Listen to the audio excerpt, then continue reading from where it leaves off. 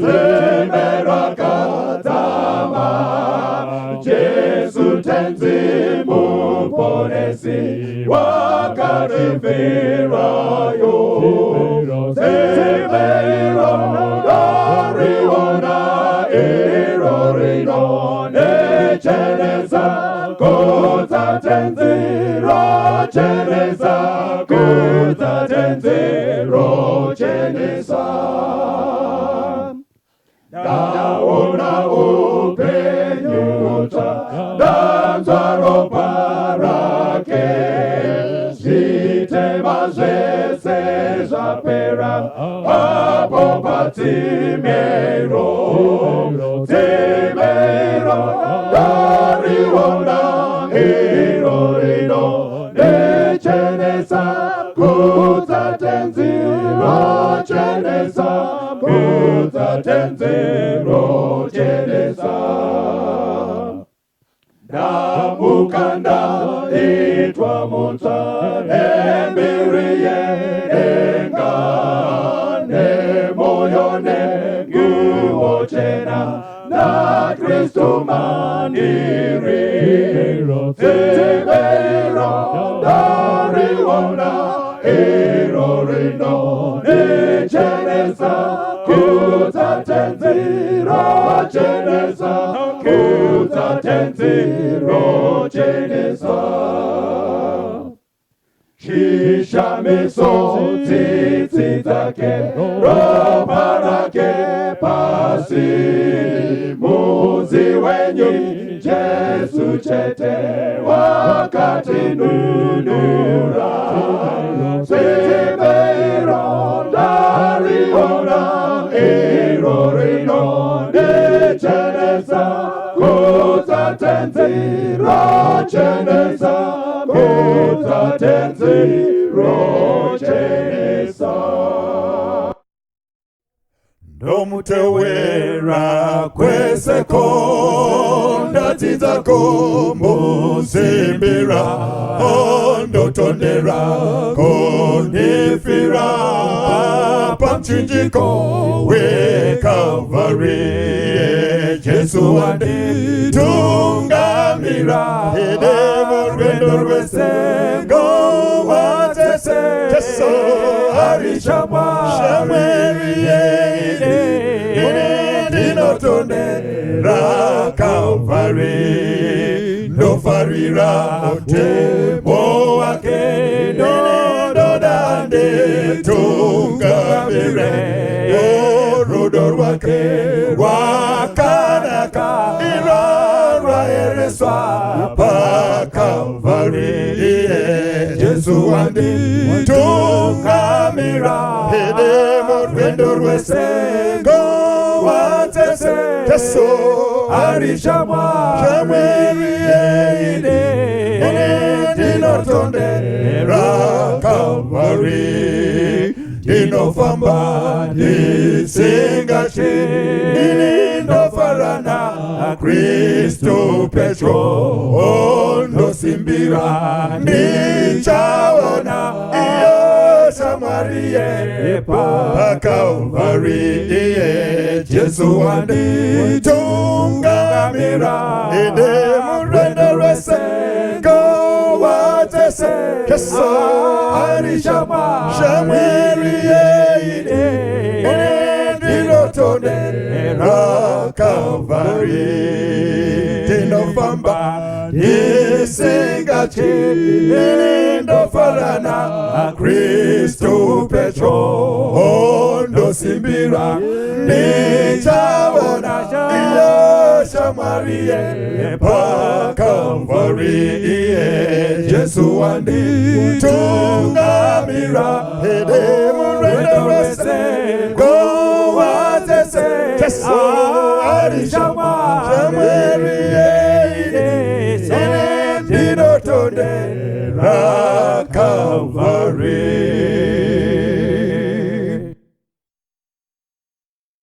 Tenzi hande nangise Fumaze pasipo Dinochema kupinda Muranga kumsoro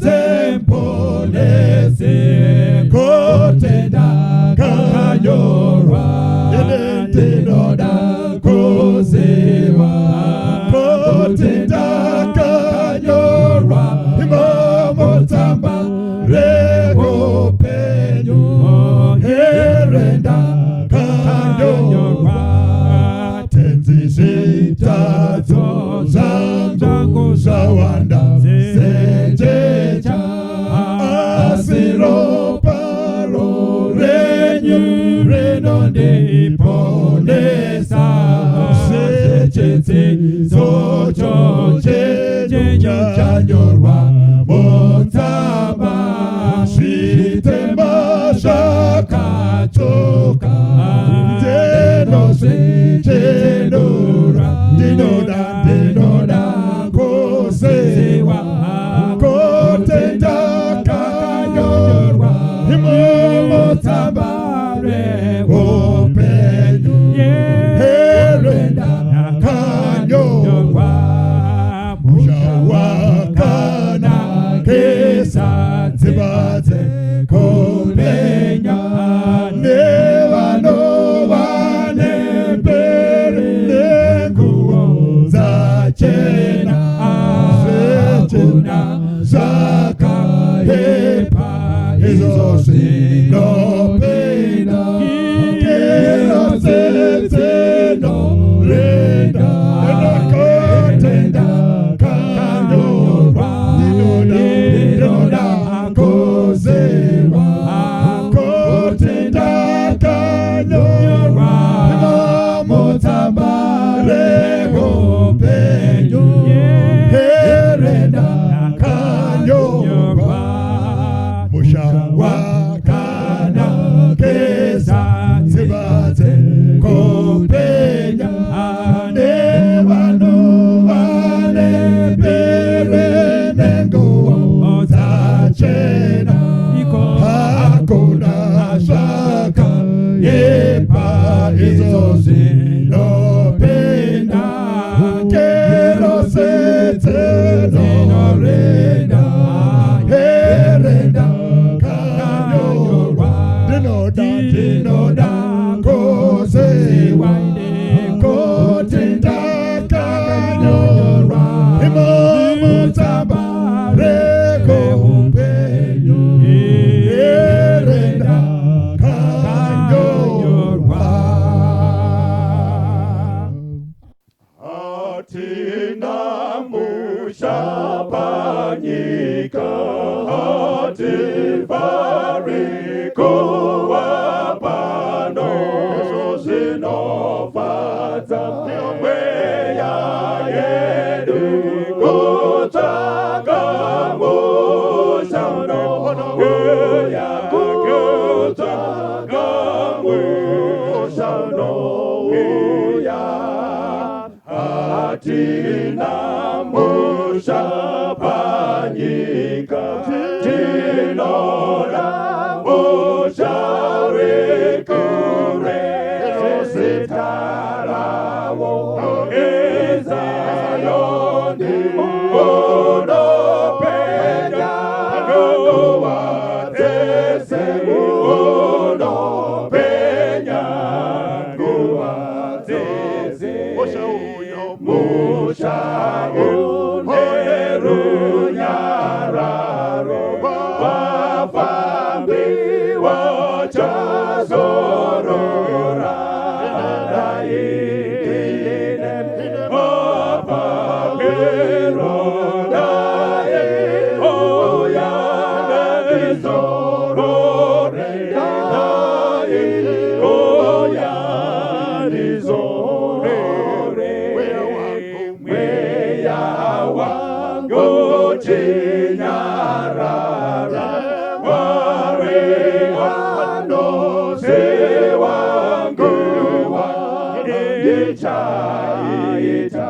zera kwake yeye ore epazororo yeye ore pazororo mweya wangu chinyarara ware anose wangu wandichaita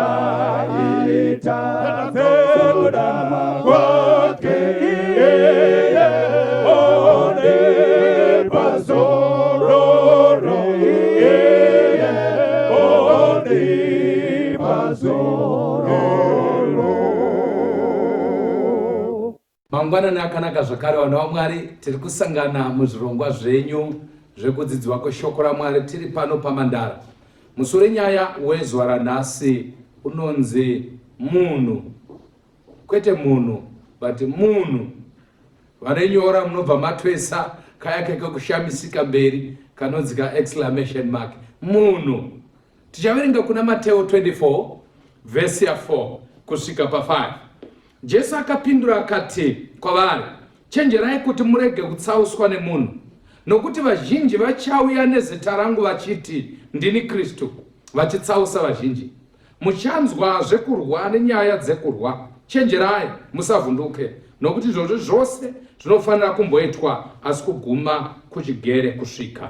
Nyaya ndingada kuti ndigomboti pfuure pairi ndeyo iyi yataurwa yekuti vazhinji vachauya kwamuri.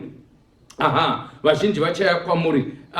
Kwanze vanouya kwamuri vazhinji kureva kuti vari kuuya kwatiri vari vakawanda, vari vazhinji, kureva kuti vari kuuya kuzotsausa vari vazhinji, kureva kuti vakatsauka. Ndoda kuti mufambe neni. Vazhinji vanouya kwamuri kuzotsausa, kureva kuti vari kuuya vakatotsauka vari vazhinji. Chechipiri, zviri kutaridza kuti vazhinji havasi vese vauya, kwatosara vamwe. Saka kwavari kuuya vachiuya kuzotsausa, vanosiya vamwe vasina kutsauka vasiri kuuya kuzotsausa, nokuti havasati vapinda bedzi pane vasati vatsauka. Ndoda kuti mufambe neni. Saka vazhinji vari kuuya kuzotsausa, vazhinji vanosiya vashoma vasati vatsauka, asi vari pamupata wokuda kutsauka nekusatsauka. And then kana vazhinji vaya kuzotsausa, vanobva vatsausa vazhinji. Maona kava kuti vazhinji vauya kuzotsausa nevazhinji vavasausa vabva vazoita vangani? Vazhinji plus vazhinji vanozotsauka vangani? Vazhinji zhinji. Saka vanozouya kuzotsausa vazhinji kureva kuti vanosiya vashoma vanenge vasina kutsauka. Saka vashoma vasiwa vasina kuuya kuzotsausa, nevashoma vasiwa pane vatsausiwa vazhinji. Vashoma plus vashoma, panozosara vashoma shoma vanenge vasina kutsauka. Zvinobudisa pachena kuti kana takuita nyaya dzekunamata zisanyaya kutarisa kuwanda kwevanhu, ngatitarisei kuti vanhu ava havana kutsauka here. Munogona kutsauka makawanda vashoma, sikutaura kwebhaibheri kwete vashoma chete, but vashoma shoma ndo vanosara vasina kutsauka. But chinhu chandada panapa ndechekuti Jesu anga abvunziwa nevadzidzi, tiudzei kuti zviratidzo zvekuuya kwenyu ndezvipi nezvekuguma kwenyika ndezvipi. Anobva atanga kutaura, anotaura zvimwe zvese zvakazotaura kumberi kuti pachane kudengenyeka kwenyika nehondo nezvakadaro, akazvitaura nenzara nehosha dzisingarapike zviri kumberi kwese nenhamo, asi akatanga nemunhu. Saka ndati munhu, zvoreva kuti munhu anofanirwa kuchenjererwa kudarika earthquake. Munhu anofanirwa kuchenjererwa kudarika chigwere, even checovid ichi. Izvo patiri kugeza maoko ode kuti tichenjerera chirwere, tikuita zvakanaka, ngatirambe tichidaro, but unyanye kuchenjerera munhu kudarika chigwere, nokuti Kristu akaisa munhu pamberi kudarika chigwere. Munhu kana kukadengenyeka, pasi pakadengenyeka vanhu vanofamba vari kuchechi, but munhu akadengenyeka mumba hamuna matiba, unobuda chechi. Variko vari kumwa mapiritsi kwete kuti vakaamwisiwa nekuti kwaipisisa, vakaamwisiwa nemunhu akavapisa mumba nematauriro. Saka ndati munhu ana kumira zvakanaka, ngatichenjererei munhu. But taipipi yemunhu, Bhaibheri shoko raMwari rataura kuti vanhu ava vanototi ndini Kristu, kureva kuti tiri kutishamisa panani chekuti vanhu vafanira kuchenjererwa vasi venyika, vanhu vechechi. Kureva kuti tirarama kudai, kana muchida kuchenjera, chenjererai vanhu vemachechi. Ndokune vanhu vachatsausa vanhu. Zvandataura mazvizwa here, kureva kuti zvotobuda pachena kuti pana vanhu vanopinda chechi vakatotsauka, kureva kuti vari muchechi yakatsauka. Ameno kana madzazviona panapa. Saka chenjererai munhu. Ine chandishambisa pamunhu uyu hachisi chichega. Ndave nemubvunzo nokwana kuita mitatu kana kuti mina yandichapindura, yekuti kandi chii chinoita kuti munhu aite zvinhu zvakadai so. Munhu aite chinhu chakadai so. Ndabva ndafunga kuna Genesis chapter 4 verse 13. Mukaverenga Genesis chapter 4 munoona kuna vakomana vaviri. Adam akabereka vana vaviri, Cain and Abel. The firstborn of the whole world, the Cain. The Bible is clear kuti vese vari vaviri, Cain na Abel, vakadziswa kunamata na vabereki vavo, ndobva vaenda kunonamata, vane zvipiriso. but Bible records kuti Cain haana kuinda nemhuka, kwete kuti anga asina, but akainda nema fruits kana kuti nezvirimwa zvake, hatiudziwi type yacho, but zvirimwa vegetables ndo akainda nawo. But Abel akainda akatakura mhuka. Why? Sezvo papa kanzi kunonamatiwa nehwai ibudiswe ropa, nokuti hwai yamirira Kristu pamuchinjikwa. But then vari koko shoko rinotaura kuti Cain akabva aita sei, atadza kunzwikwa munamato wake, nokuti painzi panoiswa chipiriso paya moto waiburuka kudenga wopisa mhuka, wobva wapfuta, utsi hwosimuka kutaridza kuti wagamuchigwa chipiriso chake. Cain kutopfugama pamakabeji ake, ndangotsanangura sekuti tihwisise, pamakabeji ake no fire, kutodini no fire. But tarise kuchipiriso chemwana moto ngani, utsi ngani, mwana ari kunamata, ndokutenda Ishe mandichengeta, ndokutenda. But kwa Cain nothing, pakangoti kuzvibirira, hapana chiripo. Rekatiti ndokubva Mwari waita sei. Mwari haana kutuma Adam, haana kutuma Cain, haana kutuma mai kana kutuma umwe munhu, kana ngirozi Gabriel haana kutuma kunotaura na Cain. Teresa pakakora akainda kunoparidzira Cain, ndiMwari pachake ndiye akainda. Akabva ati kuna Cain, rai Cain, chiso chako chakaunyana nei? Inzwa yona Mwari. Vanhu vana vachiti mharidzo yanga iri weak, saka vanhu vana kutendeuka, muparidzi wacho haanyasi kurova zvakanaka. Munhu anonetsa. Yanga iri pfupi, pakamboitwa refu hauna kutendeuka, papfupi hautendeuki, pakamboparidziwa paWhatsApp hauna kutendeuka. Munhu anonetsa. Ndokubva Mwari aparidza ega, kunyasa kuparidza akati, ukaita zvakanaka ungafari here? Tarisa chivi chawaita ichi chinokurindira pamukova. Ipapo panokosha ipapo mozoitsvaga, because Mwari atotaura kuti chivi kureva kuti muEden makanga mune mutemo, because chivi kudarika murayiro. Vazhinji vanova vachinzwa nzi mutemo wakazopiwa kuna Mozisi pagomo reSinai. Mutemo waitova muEden. That's why Mwari akati waita chivi, that is kutyora mutemo, kungoti umu wangosina kunyorwa. Sekusanyurwa kwa wakaitwa kumba kwako hakuna here mutemo, nokuti hamuna kabhuku kemutemo. Rekati pasiye ipapo. But Mwari anomuparidzira. Cain haana kutendeuka. Pavesi ya 13 Mwari apa chirango. Cain ndo paanokomplaina kuti chirango changu chakakurisa chaizvo, kana munhu akazondiona anondiuraya. And then ndo panati munhu unotya kuurayiwa asi wauraya munhu. Apa watadza kuuraya gwai but wauraya munhu. Ndozvinoshamisa izvozvo kuti wakoniwa zvinhu zviduku but uri kugona zvinhu zvikuru. Munhu kureva kuti munhu anogona kuita chinhu chikuru nekuda kwejelasi. Zvikomborero zvaunopiwa naMwari, umwe munhu anohwa kutsamwa nazvo. Nemota dzawakapaka panze anohwa kutsamwa nadzo, haawi kufara kana wapindugwa munamato. Ndikutaura nezvemunhu panapa, ndikutaura nezvemunhu wekuti kunyange iwewe zvinhu zvako zvikaita zvakanaka, iye haafari newe. Anogona kukurova musana kuti happy day kana happy Sabbath, but haasi kufara. Munhu iyeyo kanzi panapa zvokuburitsa pachena kuti there's nothing to do with the preacher. Hazvine muparidzi siyana neni. Kuti ndataura point kana kuti handina, zvine chekuita newe. Nyaya yanga iri yemuparidzi. Cain aitendeuka nokuti akaparidzirwa naMwari. Ndiani angaparidzisa Mwari? Saka munhu unotamba iwe. Chechipiri chimwe chandoda kusheya nemi choita kuti munhu andishamise ndochinowanikwa pana Exodus chapter 2. Exodus chapter 2 kana mamukangama ndokune mukomana ari kuberekwa, akanovigwa mutsanga andeti mumurangarira Moses. And then but muna chapter 2 Moses anoona vanhu vachigwa, ndokubva avavinga vari muIjipita. Kwakuona vanhu vari kugwa, akati vanonikwa vari kugwa, abvaona vanhu vari kurovana, one umwe muHebheru, utarira kaona umwe munhingi, umwe muIjipita. Akati maiwe, hazviti kuti mwana wamai vangu arohwe ndiripo.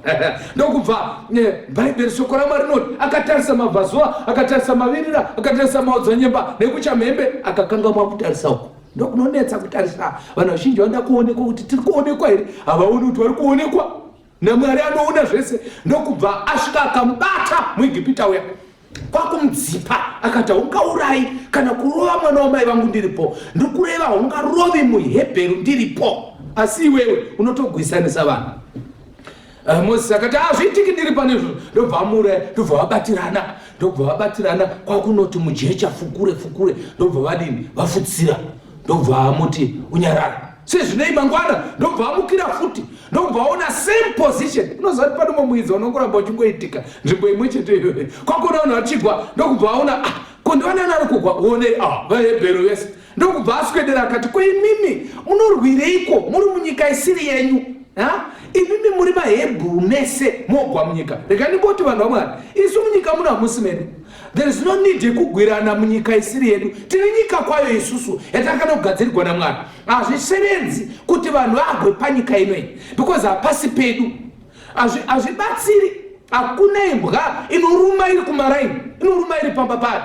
Saka anovati aiwa ikone kudaro muri vanhu vemunhu mumwe chete imimi. Ende mukaiverenga vhesi ya13 inobva yati umwe wacho akabva ati iwewe akakuita mutongi pakati pedu ndiani? Uya akati ndatonga. Kanzi ndiani akakuita mutongi? Kanzi oda kutiita zvawakaita muIgipita wawakauraya ukafutsira mujecha. Ndokubva Mozisi akati maiwe konyaya iyi yatozara kudai. Rega ndimbokubvunza munhu waMwari, ndiani akafambisa guwa kuti Mozisi auraya munhu? Handiona kuti akafambisa guwa ndeuya akabatsikwa munhu uya wokubatsikwa wawakazivisa chinonzi taundi ndiye anotaura zvinhu. Vanazvo mangonyimo enyu vanhu zvinhu zvavo. Munhu akaoma. Rega ndikutaura kuti uya munhu waunitira zvakanaka nemwoyo muchena. Ndiri kutaura munhu uya wawakabatsira ukapinza basa anofuma akatora murume. Ndiri kutaura munhu wawakadzidzisa kusevenza anokutorera business concept. Munhu ndikutaura munhu wokuti anoita zvinhu zvinoshamisa kuti naimi kana chachambopinda munhu uyu chii chaizvo ndakamukanganisira chii. Ndo yakaita kuti Mozisi atize muIgipita, kutiza kuve mambo wemuIgipita achinogara musango. Of course it was the God's plan, but Mwari haabatsigwi papulani yake nekuita zvakaipa. Saka munhu anogona kukuvenga nokuti wamutsiura. Izvozvizvi munhu akatsiurwa anotsava. Mukaona pfuti dzese dzakagadzikwa dziri munyika, hapana pfuti duku kune yemunhu. Pfuti dzemhuka dzese, mhuka type dzese iduku pane dzemunhu. Munhu ane pfuti hombe kudarika yemhuka. Kureva kuti munhu ada kuchenjererwa kudarika even mhuka shumba. Kokuchine shumba izvi zvinokuti tadze kufamba, kutadza kufamba chaiko. Hatihinoka neshumba isu, totya vanhu. Munhu anodzipa munhu muchibage osecha otora dhora osiya munhu achiswima muropa rake, ndo munhu iyeye. Ndikutaura pamusoro pekuti kana tikasachenjerera nyaya yeunhu yemunhu ari mukati medu, tikasamukontrora nekufamba sevanhu vakadanwa naMwari, tinogona kuita zvokuti newe wapedza kuita zvinhu unoshamisika kuti zvaitwa nani. Saka vanhu vachizokubvunza kuti wataura zvakanonzi andambodaro chikonzero dzinenge dzazodzoka. Saka ishu yekutsiurwa inogona kuti mumwe munhu atsama aite zvinhu zvakaipa. And then imwe yandoda kushaya nemi inowanikwa kuna Timothy iyi ndoda kuverenga Timothy wechipiri chitsauko 3 manyaya neni papa kubva pavhesi yekutanga. Kwanzi zvinozive chinhu ichi ndiPauro akunyorera kuna Pastor Timothy. Zvinozive chinhu ichi kuti namazuva ekupedzisira nguva dzekutambudzika dzichasvika. Amen. Dzichasvika nguva nokuti vanhu tarise munhu kuti atanga vanhu ndo vanhu vari kutaura pana kureva kuti nguva dzinotambudzika dzichasvika, kureva kuti hadzisi kusvika dzega, dzinosvika dzine vanhu. Chingatambudzika nezvimwe zvinhu zvese. Unoziva here kuti unogona kushayiwa hope nokuti hauna kudya, but dzinogona kubata, but unogona kusavata nekuda kwemunhu. Chikafu chiripo. Kanzi nokuti vanhu vachava vanozvida. Maiona kai? Vanhu vanoda mari. Maiona kai? Vanhu vanozvirumbidza, vanozvikudza, vanotuka, vasingateereri vabereki, vasingavongi, vasati vari vatsvene. Enza vanhu vaMwari, vasingavongi, vasingatendi. Ukamupa chinhu haatendi. Ndikutaura kutenda kwaiti kwemoyo chaiko kwekukurevesa. unada kufonera nditsvagirewo iwe ndori kuziva nezve ninge ndodawo teaching womupa. Ndakaudzwa nomumwe mukuru andichataura zita rake tiri paNational Television akati pastor mopoparidza maridzo ndaifunga nhasi kanzi ini ndine vanhu vakawanda nechibatsira but musi waanopedza anotora 3 years achidzidzira chichi teacher and then apedza akufoneri pesa anozokufonera kutsvaka basa fone nyanga isingaiti munhu apa pesa apa amba achitaura nevanhu but apa apedza fone nyanga isingaiti haichaitiye zvino but yakaita uchiri kutsvaka. Ndozvoita munhu izvozvo, munhu asingatendi zvavatipa izvozvi ivo vasara nei. Munhu havatendi haatendi zvinhu zvavaitirwa. Munhu anenge abatsirwa haagoni kutenda. Kwanzi vasina rudo chairwo kureva kuti vane rudo rwokunyepera. Shamwari yangu happy Sabbath, happy chinyi, uri munhu waMwari, iye asiri kuda. Munhu asingadi kuyanana, vanhu vasingadi kudzorwa. Handidi kumbomuona kana gumbo rangu zvikasvika pamba paka uri gure, haadi kudzorwa. Haadi kuti vanhu vataure nyaya yacho. Ina handidi kutaura nyaya yacho, ndakatopedza, it's closed. Ndozvoita munhu izvozvo. Kabva kwanzi panapa vanochera vamwe, iri vara harisi duku iri rakataugwa kushona zvakanaka. Kuchera zvinoreva kuti munhu anenge akafuratira iwe uchimufombora kumusana, munhu ari kuchera. Tiri kufamba so takapera kudhara, uparidza uri wakapera. Vanhu vachichera asi kuti vanoshandisa piki kana kuti jemba kana kuti vachichera. Munhu ane achicherwa mumabasa vanhu anocherwa mumachechi, anocherwa mudzimbabwe, anocherwa achipfuura anenge achicherwa. Ndiri pavhesaniko vasingadi kuyanana, ndaitaura vasingazvidzori. Anda kudzorwa nevanhu havazvidzori. Munhu anoda kudzorwa munhu anobva muBuruwayo, munhu anokwira bhasi achiuya kuno okwira futi kuMbare ouya kumba odakara osvika owana munhu achipopota achingosvika kuti konai zvaita sei konai sekuru maitire kudaro kunza wandidzora. Vanhu havadi kudzorwa, havadi kuzvidzora kusvika adzorwa semombe. Zvongoda kuti munhu ari paari adzidze kuzvidzora, usade kudzorwa nevanhu. Hauna kupfeka zvakanaka iwo uzvoni, hauna kutaura zvakanaka iwo uzvizivi.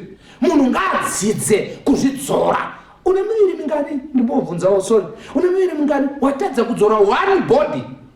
Etaipiwa miri tutu waitambura one. Saka ndati munhu usati zvokutamba nemunhu kwanzi vane hasha. Kuna mwana unopupuma furo, kupupa furo. Noti uchinzwa nzezvo ndobvisa bhachi recheche. Musatite songe takapusa kuenda kucheche hakusi kupusa, kubvisa bhachi. Mwatode kutobata mufundisi kai ndomuzunza. Munhu hasha pamba papasi kugarika mulockdown umu mune nyaya dzisiri kuita, vanhu vachigwa, munhu anoita hasha kupupuma furo ushe kuti nai komaitwa sei. Nyaya duku yangotenga zvakanaka inokonesiwa. Ndo zvamuchidzisiwa, ndo zvakataura mai vako, ndo zvinoitwa kuchechi kwenyu, yakoneswa. Vana vanoita zvokuhwarara kana achinge apinda mungava mudining, vanhu vanobuda vachienda kumabedroom. Tozvaita munhu izvozvo kakanzi ane hasha asingadi zvinhu zvakanaka. Amen. Haadi zvinhu zvakanaka. Kunzi haiwa izvi ndozvo haiwa anoda zvake iye chete. Kanzi vanonyengera apa ndo pakaipa.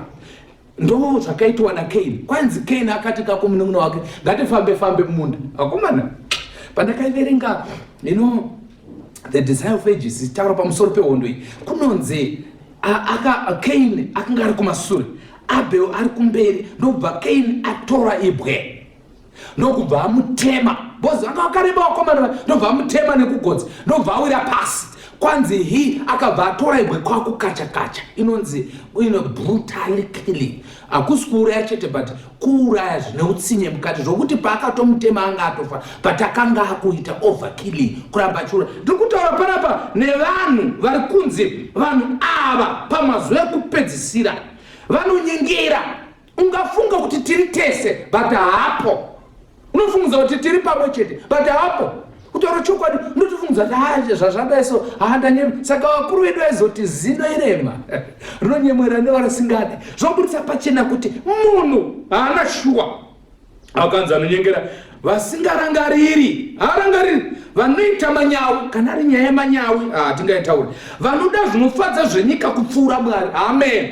Apa ndo panopfuere vanhu vakawanda. Kuda kunakirwa vakomana, munhu anoda kunakirwa vakomana. Kana pane vanhu vanoda kunakirwa nevanhu vemazuva ano Ngandikuudzei vanhu vaMwari ndisingakunyeperei ende hatidi kuita zveseve kuti aseunge takavanda vanhu vanoda mafaro. Zvinoso nemulockdown umu vanhu vazhinji vari kuti dei zvabvukwa kwete kuti vaende kumabasa but kunofara, nyaya yekufara. Andamboti zvakaipa kana zvakanaka patingotaura kwanzi ndo vanhu vemasuwo ekupedzisira munhu anoda mafaro. Unoona kuti munhu anenge achivata pasi kukundiwa nembambaira anovata pamubhedha anovata pasi but anenge mazi speaker akadaiso eningi emumanzi anenge ane maziningi ekunzwa masongo anoda kunakikwa nyama kunakikwa. Ndo vana vemazuva ano ndozvoita munhu izvozvo. Kwanzi rega ndifamba vanoda zvinofadza zvenyika kupfuura Mwari vane mufananidzo bedzi wokunamata Mwari asi vakarasha simba rako. Amen. Kuri kuti kunamata Mwari kuripo but mufananidzo. Kana kuti mufananidzo zvaura kuti vanofamba sevanhu vaMwari, vanopfeka sevanhu vaMwari, vanoimba sevanhu vaMwari, vachitsinzinira kana vachifamba vanenge vane bhaibheri muapwa softly in the sanctuary, anoimba mukwaya besi gobvu nesoprano nete, anoita zvidedzero ende madzimai musare musoro merusando ende anomhoresa vanhu sevanhu vaMwari, vanhu rakanaka vanhu vaMwari, sangano raJehovha. Mufananidzo zvinhu diprozona kind of Christianity, kutsvuka kumeso makumbo ari matema. Ndo vanhu vemazuva ano kana wakavatarisa unochiti vakomana munhu waMwari gwai but serikwa kune nyaya. Rega tiende mberi bichande ndakuipedza cover kanzi asi vakarasha simba rako. Underline last section ye verse 5 ndo pane mongo wedzidzo chedu. Verse 5, ufuratire vanhu vakaita saivavo. Amen. This is the advice. Saka tikadaleza nyaya papa iri kutaridza kuti Timothy ari kuudziwa kuti mubasa rako uchasangana nevanhu vakadai, but Paul ari kutaura zvimwe zvaasiri kutaura panapa. Ari kutotaura kuti avo vanhu vanoita zvinhu izvozvo ndivo, asi iwewe ufuratire kureva kuti iwewe hauna kufanana navo. Amen. Zvinobudisa pachena kuti maridze ino haisi yako yevanhu vesava, yako ndeawa mashoko. Iwewe furatira vanhu vakaita sevavo, usawadzana navo, usave part of them. Ndo zvokutaurwa panapa naPaul. Zvokurehwa kuti pane vamwe vanhu vanogona kuita zvakaipa, vasingatendi, vanhu vanoita utsinye, but iwewe unogona kufuratira vanhu vakaita saivavo. Handingapedzi rusando runorwo ndisina kutaura pamusoro peumwe munhu anondishamisa. Munhu anondishamisa akura, akandishamisa even pakuberekwa kwake. Munhu akane zvinhu zvake asi unonoberekwa achiberekwa mudanga remwombe. Actually pakuberekwa kwake kunoshamisa pakuti mai vacho pavakanga vane pamuviri and then vanotorwa nedhongi ndovanga iri transport yavo vachiinda rwendo rwakakura kwakuinda kwavaifanirwa kuti vasvike painoverengwa vanhu, and then iye ari murusava asati aberekwa rushiye, ari mukati medumbu ramai vake, akabva mai vashayiwa pekupinda because marooms ese anga akazara. Anondishamisa munhu iye. Mai vakushayikigwa pekuti vapinde varare but vakanovata mudanga, iye ari mumimba. Pachondishamisa pamunhu uyu ndiye muridzi wenyika yese but akashayikigwa pekuti apinde mai vake vane mimba. Even munyika yatiri inoyi vanhu vakazvitakura mumabhazi chaimo vanonzi vape pekugara, but iye mai vake vakatakura mimba yake vakashayika pekuvata, but iye akabata nyika yese muruoko rwake. Andishamisa chionai kuti akaberekwa sei. Mai vacho vakamubereka nyamukuta ndiani? Murume wacho ari kubatsira kuti mudzimai abatsigwe haasiye baba vemimba. Anonishamisa munhu iye, hauso baba vacho, asi ari kubatsira kuti mwana uyu aberekwe akasungwa ari kuvhute nababa vasiri vake. akomana ndoshamisika nemunhu kana vari vekuno kwedu haachengeti kunyange mwana wake wemusango, but uyu akachengeta mwana waasingazivi, kutosunga kuvhute ukaiswa mudanga, asi ari muridzi wepasi rese. Chondishamisa ndechekuti ati kurei shoko raMwari rinoti Luke 2 verse 52, akaenderera mberi pakukura nepakuchenjera nepakufadza Mwari navanhu. Ndozvandishamisa izvozvo. Even paakaitwa makorokoto, vakauya kuzoita makorokoto vafudzi, vakanga vachifudza mombe nemakwai, ndovakatoziva kuti kune nyeredzi yataona tanzwa kuti kune mwana aberekwa, ende mwana iyeye haasi ordinary, ndimambo wemaJudha. Ndokubva Herodhi ati kana manomuona motiudzawo kuti tozoita makorokoto, asi anga asingarevesi munhu, anga asingarevesi kuita makorokoto, but aida kuuraya until vafudzi vemakwai vainda vane mupiro yavo. Mukacherechedza mupiro yavo vanga vane goridhe nesilivheri, vanga vane mafuta anonzi emura, vanga vane mafuta anonzi frankincense. Mafuta aya akasiyana, mafuta ane mura anga achinhuhwira, but mafuta anonzi frankincense anga ari mafuta aizodzwa madzimambo nemaprista. Haleluya! Vafudzi vemakwai vakatoinda vakanopa mwana uyu, vachimupa mafuta ekuti azodzwe ave mambo wamadzimambo. Pachakashamisa ndechekuti vekuchechi vanga vasingazivi zvinhu izvozvo, zvaitozikanwa nevafudzi vemakwai kuti kune munhu azvarwa. Zvakandishamisa, ende mukaneverenga zvakanaka inotsanangura kuti vafudzi vemakwai pavakaona nyeredzi ikamira pamba payakamira, ndobva vapinda vachenjere kwamabvazuva, kunonzi vakaona, ndinopada ipapa munoverenga ananguva nayo, vakaona mwana namai vake. Naimi, ishona inombofamba sei? Ndiani aifanirwa kuonekwa? Hamufungudzi kuti aifanirwa kuona mai nemwana.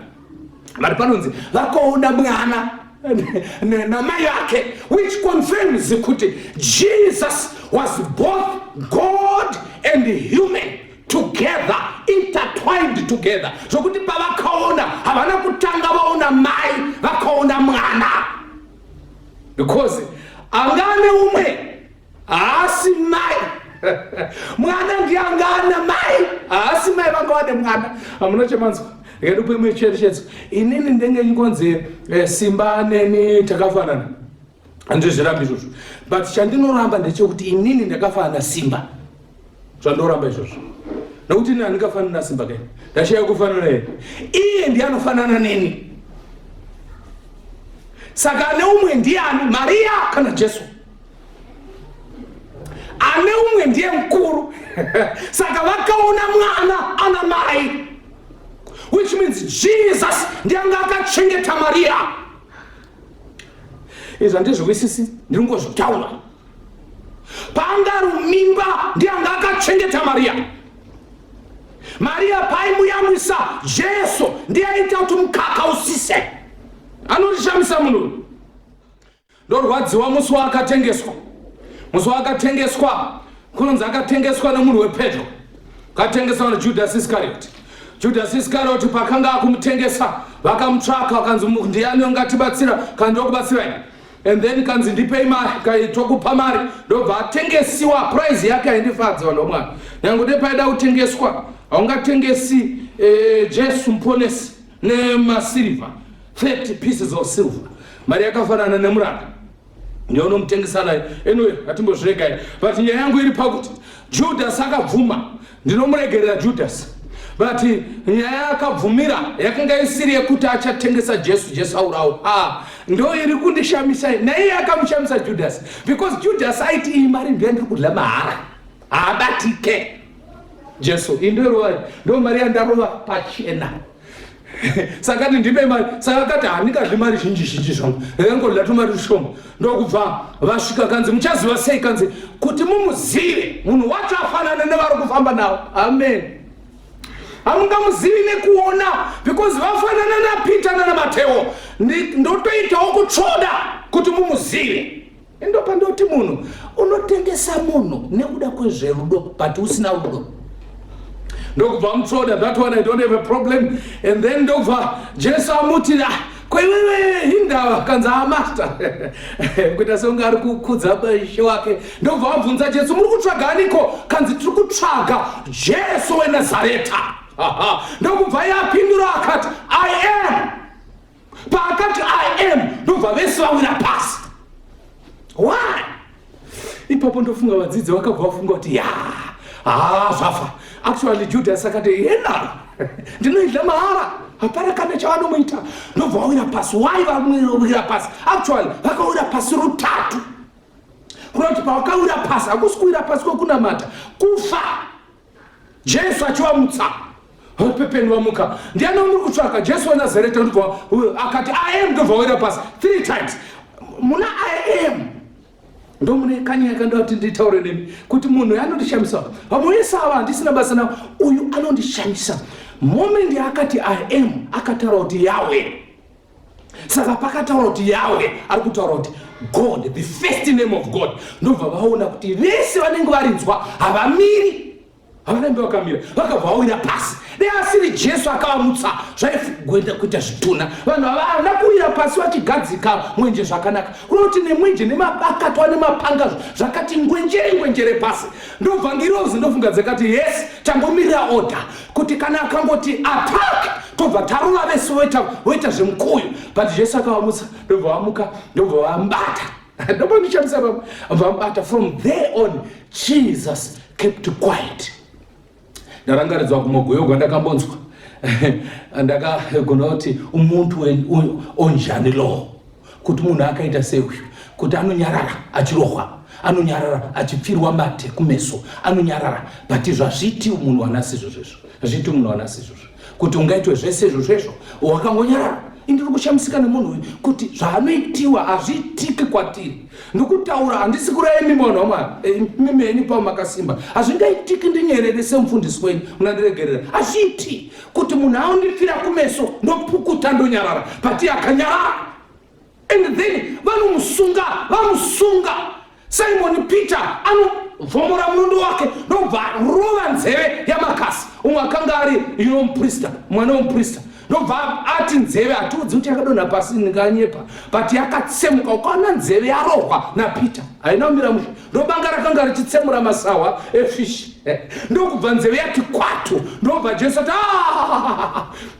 wemunondo ndemunondo, iri harisi remunondo, iri ndereshoko iri. Dendanga ndichida ndo pano kuti mubate papa. Dendanga ndichida kuti nyaya ino ipedziwe. Handaimbodarowo kugwa kuPeter.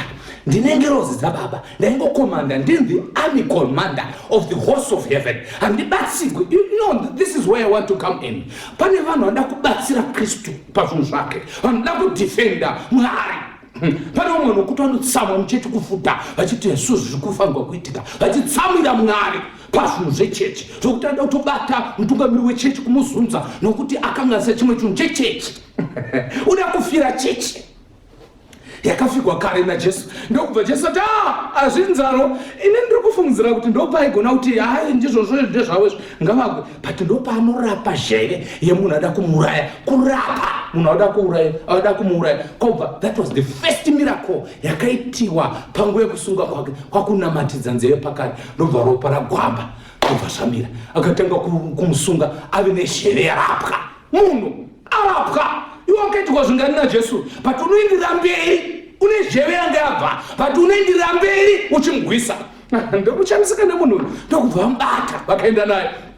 Chondishamisa hapasi papo pega, unorya futi naJudas Iscariot, kudya naye zvokuti patafura, same tafura. Ipapapa handiwisisi, same tafura vachidya vese. Arapa muroyi, ari kudya nemuvengi wake. And then anovhunziwa kuna Zakaria 13:6. Zakaria 13:6 anovhunziwa aenda kudenga possibly. Zakaria ari kuoneswa sekunga angaenda kudenga. Kabva kwanzi koma vangai wakawana kupi? Ari kuvhunziwa. Zvakanaka. Ndokubva atoti ndakakuwara kushamwari dzangu. Munhu rudzika ndoti wekuti haagoni kumirira zvinhu zvake. Pamuchinjikwa chaipo, ari pamuchinjikwa, anotukwa neumwe munhu. Akanzi wewe wanga wari Kristu panyika, tichizviburitsa kautiburutsawo futi panapa. Anakupindura kana shoko. Ndichadzoka kwatiri isusu ana kupindura choko ndokubva umwe atanga kumuparidzira ayo unodaro haunyari here Mwari tiri pakutonga pamwe chete nayo chirga akangoiparidza moitsvaga inotaurwa pamusoro pemalanguages matatu nezvi7 zvakataurwa naJesu pamuchinjikwa pati rimwe shoko randiri kuda rakataurwa naJesu rinoti Baba varegererei hapana chavanoziva. Munhu rudziwi naimini kunyarira kuti kutonamatira vavengi kuti varegererwe nokuti hapana chavanoziva. Ndinoshamisika nemunhu pano vese vandakaona ndasarenda. I've never seen munhu akaita seuyu kuti umwari hwahuri maari 100%. Humanity was in him 100%, intertwined together. That's what Ellen White says. So zvamunoita muchuruku ahlava zviya chamboko intertwined kura kuti hapana chachichiduku pane chimwe kura kuti pese paitwa zvese zvezve anga ari Mwari akatsikirira umwari kuti hunhu hurambe huripo kuti akwanise kuva example yedu. Izvi aizviitira iwewe neni kuti ngozokopa kuti zvinogoneka kunyarara kana uchinge wakusvipira mate zvinogoneka kunamatira munhu akukanganisira kuti aregeregwe zvinogoneka kutorya nemutadzi. Ndiri kureva munhu akarya mwana wako. Asi kutaura nyaya diki pana hatingawe pano kuzotaura nyaya diki dzokuti akatora katennis ball rake mwana wangu ndobva anokakanda muswimming pool. We are not talking about those small issues. We are speaking about real issues. Zvinhu zvikuru, zvinhu zvaJesu, zvinhu zvikuru pana akarovegwa pamuchinjikwa nevanhu vakanga achipa simba rekurovera. Oh yes.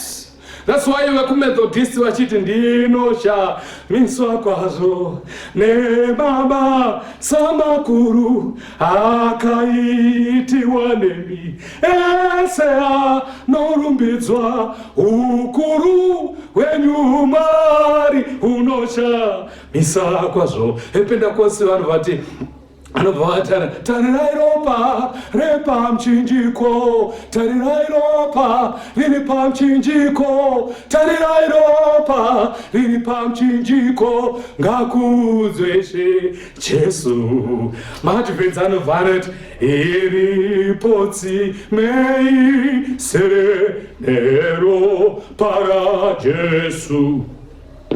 Vanyangadzi vosambwamo vanochena naro, vanochena naro.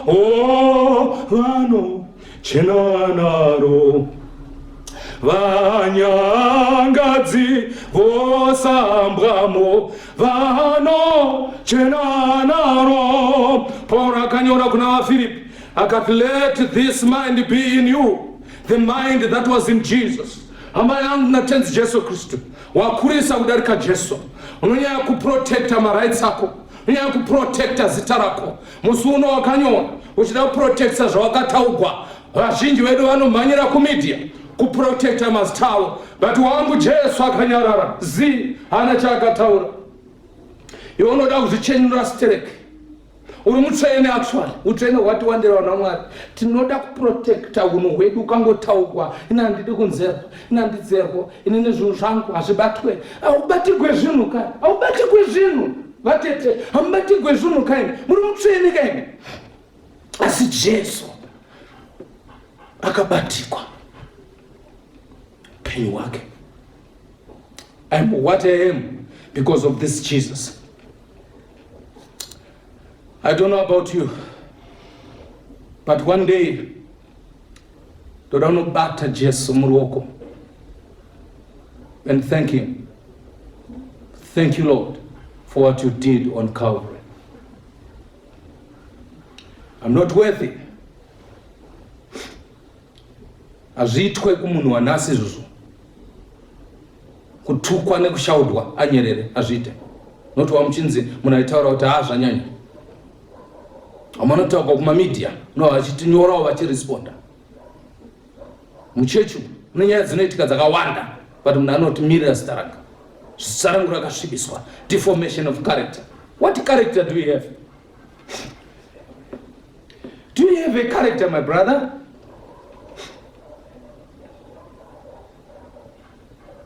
Jesus' character. Kufumurwa zvokuti anourawa nevanhu vakanga achipa life kuti munhu arovere chipikiri simba raibva kuna Jesu. Ndiye akasika miti yakagadzira muchinjikwa, akawapa njere dzokugona kugadzira mafumo nemiseve. It was him. Do you have a character to protect? What deformation of character? Do you have a character? Muntu Janlo. Don't understand this man, and I'll never understand him. Maya akano mchemera mwana wangu kanza achemera yewa mwese richemeri. Aina nchende kuchechi nokuti havasi kuya kunamo dzangu. Nina ndichabvisi zvegumi zvezvipo nokuti vari kuzvidla. Watigwa mari. Wakabvisei. Jesus lost his life. Panakaverenga pane imwe nzvimbo I was surprised kuti paakafa denga rakaresponda, Mwari pachavo vakafuratira. This is the worst time apo Jesu paakasiyana naBaba akadaidzira akati Eloi Eloi lama sabakatani, and he died. I want to pray with someone. Kuda kwako mafaro kwanyanya. You must respect the death of Christ. Naro dzako dzanyanya. Notoona kuti chichokwadi, but tunoramba uchita naro to protect muprofita wako. I want to pray with somebody. Tautaura vanhu serious. Achade zvokutamba. We don't know where this thing is going. It's lockdown after lockdown. If I drop dead today, toda kugeza maoko. I said it. Toda kuponeswa. Unosvikepi uri mbanje, unosvikepi uchingoomesa musoro Mwari achikutsvaka. For how long are you going to do that? Hauna kumwa zvakwana here muno Mwari. Hauna kunakirwa zvakakwana here. Haufungi kuti this is the time to respect the Son of Man, his sacrificial life. Kudai wewe, kuda type yedu yevanhu vasingadike. Let me say that. Dauda kuna mate zvinongoengwe pe. Dauda uri papo. Just think about the sacrifice of Jesus. Ushanduka, Mwari uchakushandura. Kana lockdown yapera Mwari wakuchengeta pa COVID, you should be the first person nokupinda pano pamandara. I want to baptize you. Kana ndaponeswa. Actually atiperi tese. Takaiparadzai uitsvage. Atifitese. But tichararama. Pano mumwe achasara achiparidza evhangeri ushe. Jesu achadzoka. Saka ndoda kuti ndokunda matiri. I'm praying for you right now wherever you are. Baba wakudenga, tinoshamiswa kwazvo kuti kandi munhu akaita sei. The humanity of Christ inovhiringa mind dzedu kuti maititira zvese izvi. Kwete kuti mubenefit, but if benefited. Glory to your name. Receive our hearts. Muzita raBaba nereMwanakomana nereMweyaMutsvene. Amen.